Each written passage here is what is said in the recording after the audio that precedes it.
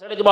কর্ণাটকের রানিং মুখ্যমন্ত্রী উনি নরেন্দ্র মোদীকে বলেছেন, আমি যদি ইন্ডিয়াতে কখনো প্রধানমন্ত্রী হতে পারি, প্রাইম মিনিস্টার হতে পারি, অবশ্যই অযোধ্যার জমিনে মুসলমানদের বাবরি মসজিদের জায়গা বাবরি মসজিদ নির্মাণ করে ছেড়ে দিব।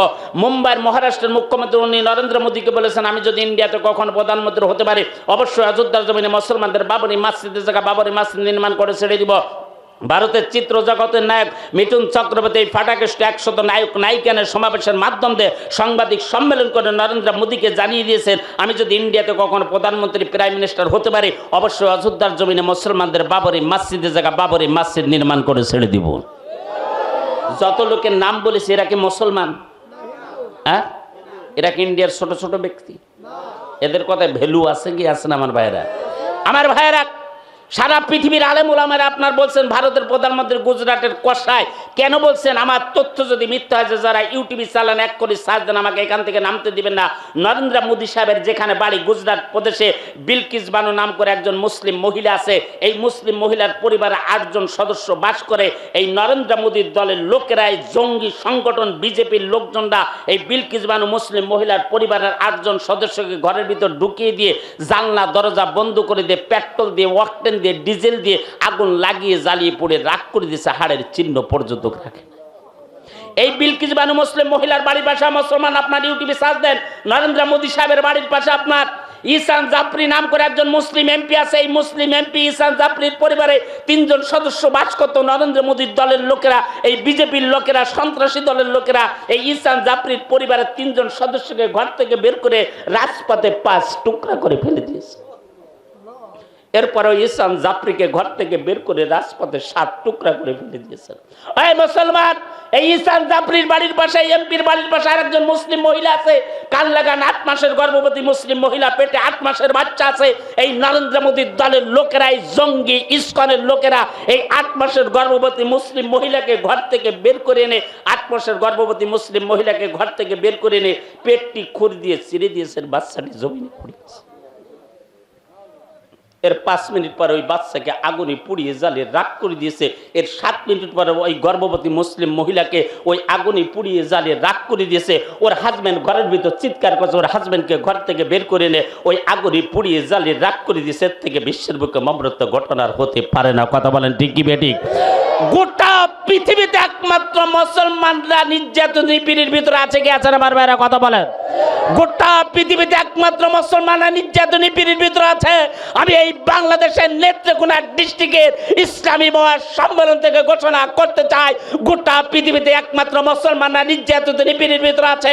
আগামী কাল থেকে গোটা পৃথিবীর মুসলমানদের আনাজ বিন নজর হতে হবে, সাদ হতে হবে, হানজালা হতে হবে, আমির হামজা হতে হবে।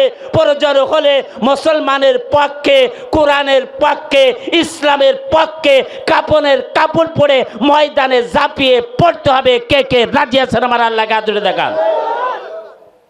রাজি আছেন কি আছেন না? ভাই আপনারা দাঁড়িয়ে থাকেন না, ভিতরে বসে পড়ুন। রাগ হচ্ছেন আপনাদের? আর কিছু তথ্যর কথা বলবো। ইন্ডিয়া আমাদের আছে কি না আছে বলার দরকার আছে কি আছে না? মুসলমান শেষ দোয়া পর্যন্ত কে কে আছেন একটু হাত উঠান দেখি। আল্লাহ কবুল করুক। আর চলে গেলে তার আল্লাহ দেখছে না। হাত উঠিয়েছেন, এটা আল্লাহ দেখেছে কি দেখে নাই? আর চলে গেলে দেখবে তো। এটার নামই ইমান। কথা বলেন ঠিক কি বে ঠিক? আমার ভাইরা, মুম্বাই মহারাষ্ট্রের ভিতরে মুসলমানদের একটি আজাদ ময়দান আছে, বৃহত্তম একটি ময়দান। এই আজাদ ময়দানে দাঁড়িয়ে বিশ্ব হিন্দু পরিষদ, শিবসেনা, RSS এর লোকজন, এই মোদীর দলের লোকেরা ঘোষণা করছেন জনসভার মাধ্যম দিয়ে, हिंदुस्तान के अंदर जितना मुसलमान है तमाम मुसलमान 2030 साल के अंदर हिंदू हो जाना पड़ेगा। अगर हिंदू ना हो गया उन लोगों को हिंदुस्तान छोड़ के दूसरा मुल्क में जाना पड़ेगा, बांग्लादेश या पाकिस्तान में। আপনারা কিছু বুঝলেন? আমি যে ভাষাটি বললাম কিছু বুঝলেন? আমার ভাইরা, মুসলমানদের আজাদ ময়দানে দাঁড়িয়ে মুসলমানদের নামে এই ময়দানটি মুম্বাই একটা জনসভার মাধ্যম দিয়ে এই বিশ্ব হিন্দু পরিষদ, শিবসেনা, RSS এর লোকজনরা, এই মোদীর দলের লোকেরা বলছেন ইন্ডিয়ার বুকে যত মুসলমান আছে সমস্ত মুসলমানদের 2030 সালের ভিতরে হিন্দু হয়ে যেতে হবে। আর যদি তোমরা হিন্দু না হয়ে যাও, ইন্ডিয়া ছেড়ে অন্য দেশে চলে যাও, বাংলাদেশ অথবা পাকিস্তানে। কথাটি ভালো কি খারাপ? আচ্ছা, বাংলাদেশে আপনারা কত কোটি লোক বাস করেন? কথা বলেন। 20 কোটি। আমরা ইন্ডিয়াতে মুসলমান বাস করি 40 কোটি। এই 40 কোটি মুসলমান যদি ইন্ডিয়া থেকে তাড়িয়ে দেয় এসে যায়, এই নেত্রকোনা ডিস্ট্রিক্টে কোথাও ধান আবাদ করার জায়গা থাকবে না। এটার প্রতিবাদে আমরা দিল্লিতে, এই ভাষণের প্রতিবাদে দিল্লিতে একটি সমাবেশের আয়োজন করলাম। ওরা ভাষণ দিয়েছে আমাদের ময়দানে, আজাদ ময়দানে দাঁড়িয়ে। আমরা জমিয়তুল উলামা হিন্দের নেতৃত্বে একবার দিল্লির মেন পয়েন্টে একটা জনসভার আয়োজন করলাম। ওদের ময়দান, ওদের নামে এই ময়দানটি রামলীলা ময়দান। মিডিয়া বলেছেন আনুমানিক 50 লক্ষ মুসলমান ওই সমাবেশে জমা হয়েছে। পশ্চিমবাংলার বাঙালিদের পক্ষ থেকে আমি 3 মিনিট ভাষণ দেওয়ার সুযোগ পেলাম। আমি বললাম মুসলমানদের ময়দানে দাঁড়িয়ে যেই বেয়াদব মুসলমানদের বিরুদ্ধে ভাষণ দিয়েছে, আমার এই 3 মিনিট ভাষণ ওকে একটা শিক্ষা দিতে হবে। ইন্ডিয়ায় যতদিন বেঁচে থাকবে মুসলমানদের বিরুদ্ধে যাতে তার কথা বলার সুযোগ না পায়। কথা বলেন ঠিক কি বেঠিক? ওকে জানিয়ে দিলাম, এ বেকুব কান खड़ा करके सुन ले, हिंदुस्तान के अंदर जितना चीज है तमाम चीज मुसलमान का है। ওকে জানিয়ে দিলাম বেয়াদব কথাবার্তা সামলিয়ে বলতে হবে।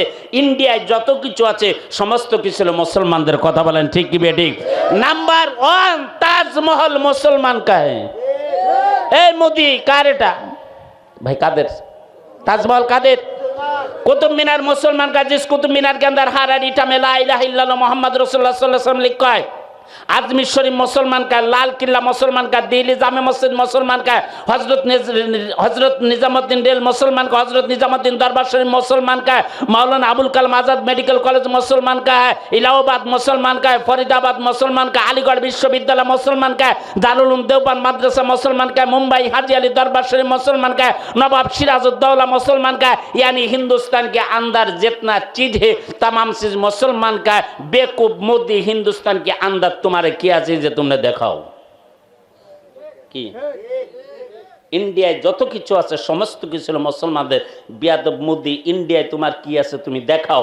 মুসলমান দেখলে, মুসলমানদের টুপি দাড়ি দেখলে যদি তোমার শরীর গরম হয়ে যায়, তুমি ইন্ডিয়া ছেড়ে অন্য দেশে চলে যাও। মুসলমান কালও ছিল, আজও আছে, মুসলমান থাকবে। কথা বলেন ঠিক কি বেঠিক? তবে মুসলমানরা কারো ধর্মের পরে হস্তক্ষেপ করে না, এটা শিক্ষা দিয়েছেন মুসলমানদের নবী মুহাম্মদুর রাসূলুল্লাহ সাল্লাল্লাহু আলাইহি ওয়াসাল্লাম। আসামে দাঁড়িয়ে বিজেপির লিডার ঘোষণা করছেন, স্বামী বলছেন মুসলমানদের মসজিদ গান এটা ইবাদত গান, এটা ভেঙে দিলে কিছু হয় না। জোরে বলেন নাউজুবিল্লাহ। আমি স্বামীকে পরামর্শ দিয়েছি, স্বামী কান খাড়া করে শুনে রাখো। 1992 সাল 6 ডিসেম্বর বাবরি মসজিদের গম্বুজের উপরে উঠে যারা হাতুড়ি চালিয়েছিল তাদের পরিণতি কি হয়েছে তাদের কাছে যে জিজ্ঞাসা করে দেখো। আমি জয়রামের সঙ্গে দিল্লিতে সাক্ষাৎ করলাম। দাদা আপনি মুসলমান হওয়া, আপনি কেন মুসলমান হলেন? জয়রাম আমাকে বলছেন, তাওহীদি সাহেব 1992 সাল 6 ডিসেম্বর বাবরি মসজিদের গম্বুজের উপরে উঠে যখন আমি হাতুড়ি চালানো শুরু করলাম, হঠাৎ করে আমার চোখে এসে হাওয়া লেগেছে, সঙ্গে সঙ্গে চোখ দুটো আমার অন্ধ হয়ে গিয়েছে। আমি 1 মিনিটের ভিতরে যখন পুনরায় ঘুরে ইমানের কলমা পড়ে মুসলমান হয়ে গিয়েছে, সঙ্গে সঙ্গে আমার আল্লাহ চোখ দুটো ভালো করে দিয়েছেন। আমি বিজয় গোয়েলের সঙ্গে সাক্ষাৎ